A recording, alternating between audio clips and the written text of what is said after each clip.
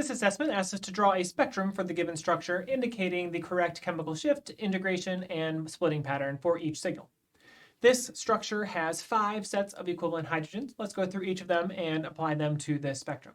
We'll start with signal A. Signal A is 2 methyl groups. Those methyl groups would have a chemical shift of around 1 on the chemical shift on the x-axis. There are 6 hydrogens in that set of equivalent hydrogens, and there's only 1 neighbor on hydrogen B. So around 1 or so, we would have a triplet that corresponds to the signal for A. These would be HA, the integration would be 6 hydrogen, and they would be a triplet.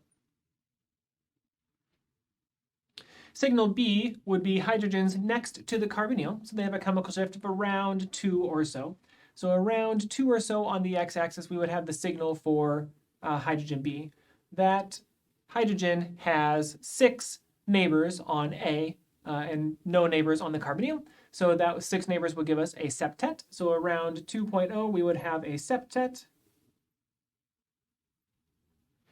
for signal B.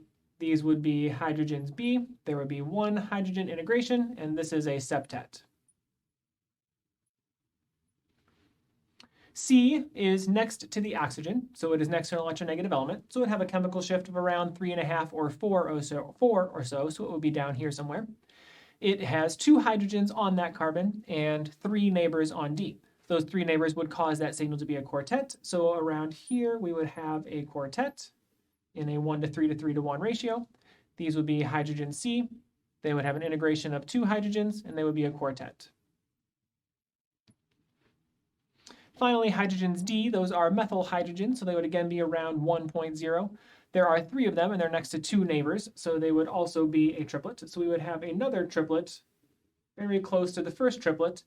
These would be hydrogens D. They would have an integration of 3 hydrogens, and they would be a triplet. So this would be the spectrum that would correspond to this structure.